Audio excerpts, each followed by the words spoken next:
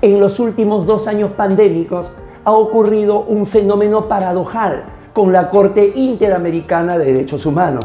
Por un lado, a través de sesiones virtuales, no solamente sus reuniones han sido más frecuentes, sino que como consecuencia de ello se ha arrojado un mayor número de sentencias.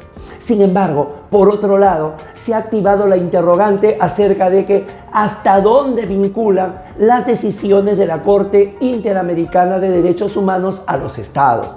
El tema no es nuevo. Ya hace algunos años, Argentina, Brasil, Uruguay, Paraguay y Chile, es decir, países que conforman el 70% de la población de quienes han ratificado la competencia contenciosa de la Corte, firmaron una exhortación señalando de que la Corte deje tanto ese papel, si se quiere, activista, expansivo de sus decisiones y que más bien se limite a lo que estrictamente señala la Convención Americana de Derechos Humanos. De ello hablaremos unos minutos. Soy Guido Aguilar y quiero darle la bienvenida a esta su casa, a EGACAL, que abre sus puertas a una nueva aula abierta, la número 14, la jurisprudencia de la Corte Interamericana de Derechos Humanos, vinculación a los estados. Sean todos bienvenidos.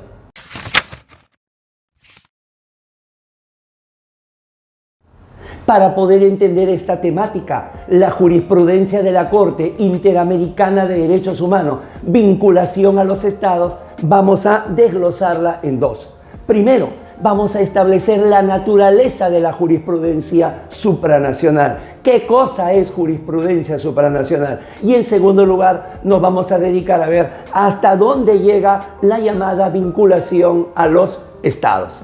Entonces, comenzamos.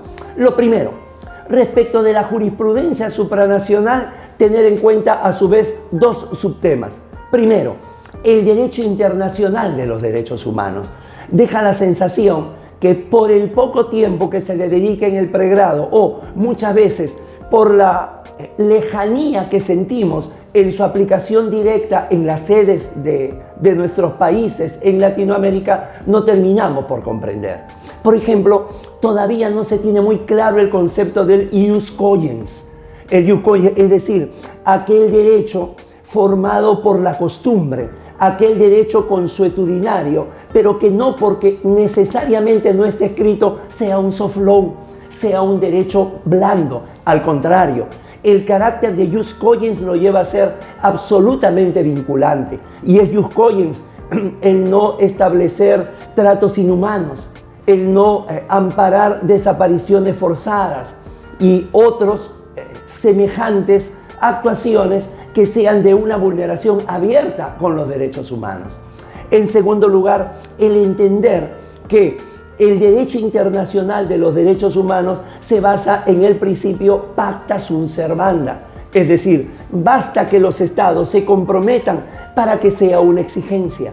Muchas veces en los diversos cursos que brindamos en EGACAL, la pregunta que realizan nuestros discentes es ¿y qué pasa con aquel estado que no cumple? ¿Qué pasa con aquel estado que la Corte ordena y el estado sencillamente no lo efectiviza?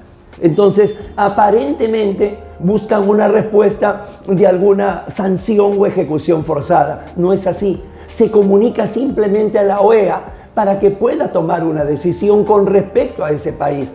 Pero procesalmente no hay nada, debido a que se trata del pacta sunt servanda. Es decir, no estamos hablando del acuerdo entre un particular y otro. Estamos hablando de un acuerdo del Estado para con su comunidad internacional. Por ello, el pacta sunt servanda viene a ser lo que subyace al lado del ius cogens a lo largo de todo el derecho internacional de los derechos humanos. Y que además, aquella calificación de internacional determina su universalización. Es decir, se ha terminado con aquella teoría monista, con aquella teoría donde los estados, arropados en su soberanía, prácticamente eran ajenos con el resto de la comunidad. Lamentablemente, uno de los factores que ha llevado a desconfiar es que el punto de partida son los denominados juicios de Nuremberg, que también en dos entregas, en un análisis jurídico y en un análisis estrictamente procesal, los encuentra en el playlist de aquí, de tribuna constitucional, donde los hemos desarrollado con holgura. Y es que, claro, los juicios de Nuremberg, que eran el punto de partida de esta, si se quiere, jurisdicción internacional, va a ser finalmente un proceso fallido. Su falta de imparcialidad, el hecho de que sean los vencedores juzgando a los vencidos, es lo que desdibujó lo que podía ser un inicio auspicioso. Y al lado de entender esta naturaleza de los derechos humanos, debemos también entender, para la jurisprudencia supranacional, el denominado bloque de convencionalidad. Así como los estados nacionales, tenemos el bloque de constitucionalidad, el bloque de convencionalidad son todas aquellas normas que acompañan a la Convención Americana de Derechos Humanos, o también denominada Pacto de San José de Costa Rica, del 22 de noviembre de 1969. Es decir, no son solamente aquellos 82 artículos, sino que además hay que sumarle la jurisprudencia de la Corte Interamericana de Derechos Humanos. Esta jurisprudencia que, como hemos explicado ya en el canal, no necesariamente cada caso tiene una sentencia. Un caso puede tener una pluralidad de sentencias. Puede ser sobre aspectos preliminares, puede ser sobre sentencia de fondo, si ha habido o no ha habido vulneración y la condena o no internacional del Estado. Puede ser una sentencia de reparaciones, puede ser una sentencia de interpretación y últimamente se dan las sentencias de supervisión. Entonces, todo ese arsenal de jurisprudencia también forma parte. Y al lado, las opiniones consultivas de la Corte. Esto es, no solamente forman parte del bloque de convencionalidad las sentencias, que es producto de una función contenciosa, sino aquellas consultas que hacen los estados a la Corte como último intérprete de la Convención. Hasta el día de hoy, 28 opiniones consultivas. Y no acaba allí, sino que además también forman parte del bloque de convencionalidad otros tratados y jurisprudencia del derecho internacional de los derechos humanos. Aunque esto no resulta muy pacífico, muchos señalan que solamente lo que esté en el sistema interamericano, creemos que por propia definición no es así. Desde el momento que se llama internacional, se eliminan las fronteras. Y no es un derecho porque se pertenezca a un país o a un determinado continente. Es un derecho que se adquiere por la propia naturaleza humana. Y ahora sí, vamos a ver la segunda parte. ¿Cuál es la naturaleza y los alcances de la vinculación a los estados con respecto a la jurisprudencia supranacional? Aquí también los vamos a desglosar en varios puntos. Primero, analicemos el sistema interamericano de derechos humanos. Y aquí surgen algunas interrogantes. La primera, ¿es realmente interamericano? Ante la marcada ausencia de Estados Unidos y Canadá, a la cual le podemos sumar otros estados, podemos hablar de un sistema interamericano. El notable jurista Alfonso Santiago, decano de la Facultad de Derecho de la Universidad Austral en Argentina, propone más bien denominarlo Sistema Latinoamericano de Derechos Humanos. Con ello, prácticamente ya estaríamos haciendo una mayor precisión. Tomar en cuenta aquella tesis.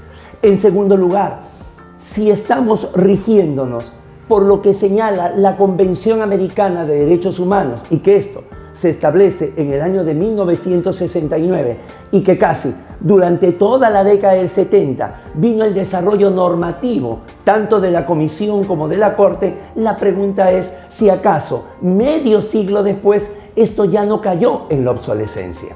Hay que ver si lo que era la realidad de América Latina para cuando comenzaba a esbozarse este sistema interamericano de derechos humanos, ¿qué puntos de coincidencia y qué puntos de divergencia encuentra en nuestros días? En aquel entonces, gran parte de América Latina eran dictaduras. Por ello es que la sujeción, la ratificación, el aceptar formar parte del sistema y sobre todo de la competencia contenciosa de la Corte fue algo que se fue dando de manera paulatina. No fue un bloque de estados o la mitad o más de la mitad o casi la totalidad quienes aceptaran esto de manera plena. Entonces hay como una suerte de obsolescencia al parecer que se ha dado con respecto a lo que fue este sistema interamericano en sus orígenes de lo que resulta ser ahora. Y por último, hay siempre el ámbito de una sombra de duda que cae sobre la imparcialidad. Esto es, el mecanismo como se eligen a los jueces de la Corte Interamericana de Derechos Humanos, que está lejos de ser algo objetivo. Se le pide a los gobiernos que elijan, que postulen a una persona. Y entonces a partir de acá no está exento esto de ligaduras con ideologías, con algún tipo de interés o con alguna perspectiva que se tenga sobre el ámbito del derecho internacional de los derechos humanos. Si bien es cierto, este mecanismo de elección pudo ser útil en un comienzo, insisto, porque al estar la mayoría de nuestros países atravesando dictaduras, había que pedir la sugerencia de magistrados a los países que no lo estaban. Sin embargo, hoy, que a excepción de algunos de nuestros países, generalmente se vive una primavera democrática, parecería que el mecanismo debiera ser otro. Y si esto es con la Corte, habría que ver la necesidad de mantener la comisión. Hoy, con otros elementos, se pueden establecer otro tipo de filtros, otro tipo de escáneres para el desarrollo. Eso, algunas reflexiones con respecto al sistema interamericano de derechos humanos para poder entender la vinculación con los estados. En otro lugar está el llamado control de convencionalidad.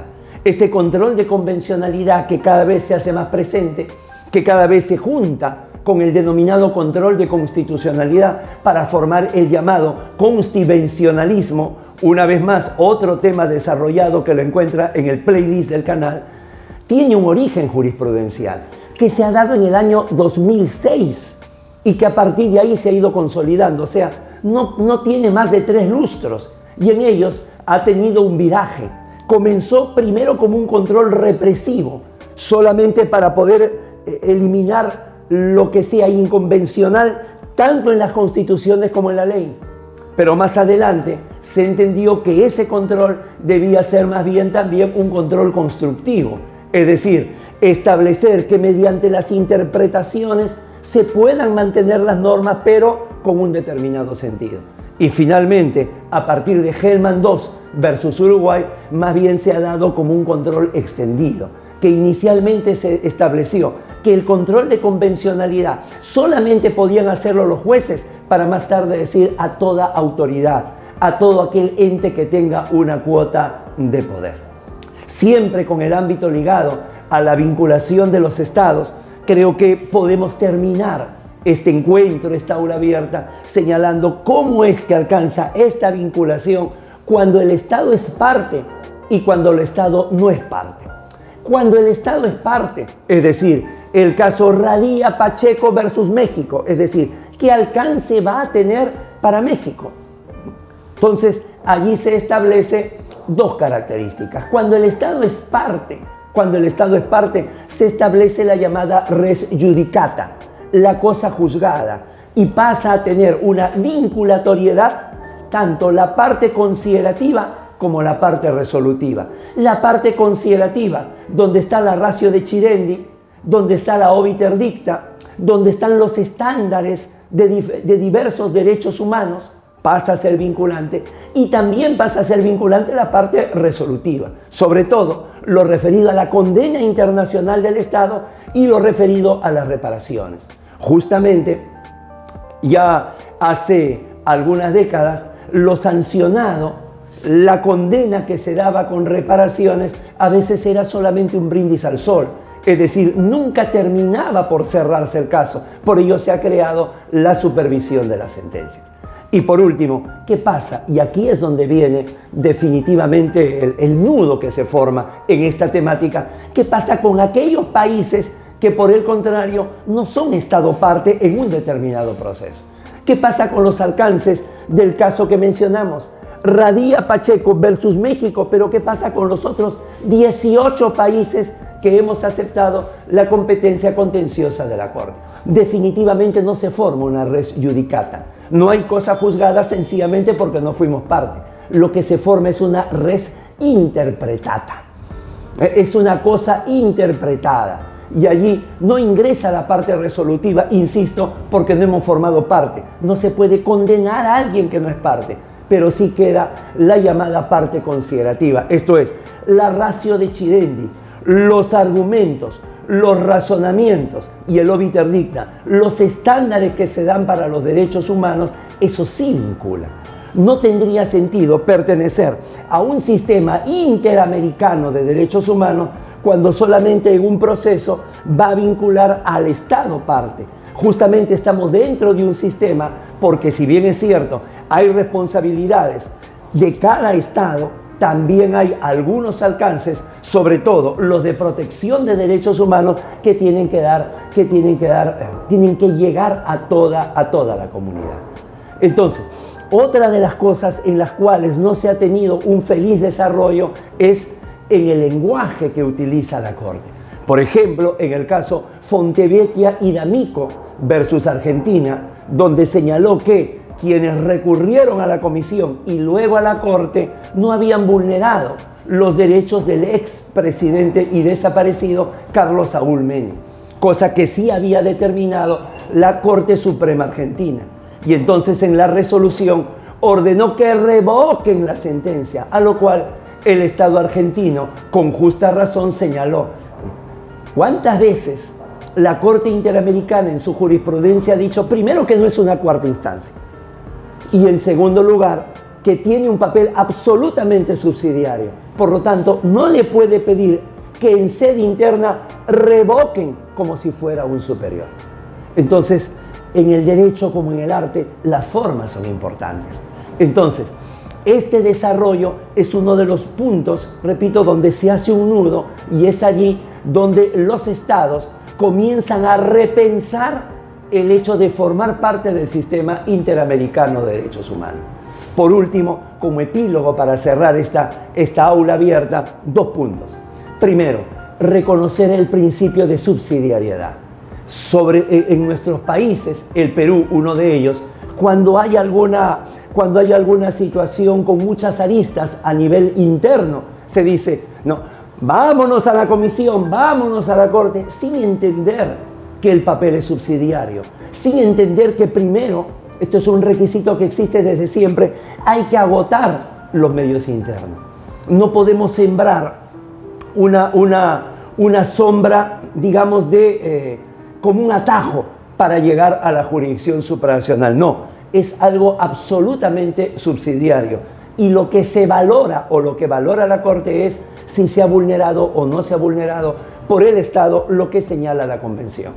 Y por último, si finalmente hay una sentencia que condena, que establece un giro en la constitucionalidad o la legalidad de un país sobre un determinado caso o sobre una determinada institución, hay que entender que eso no se hace de manera inmediata, que para eso existe el denominado margen de apreciación nacional.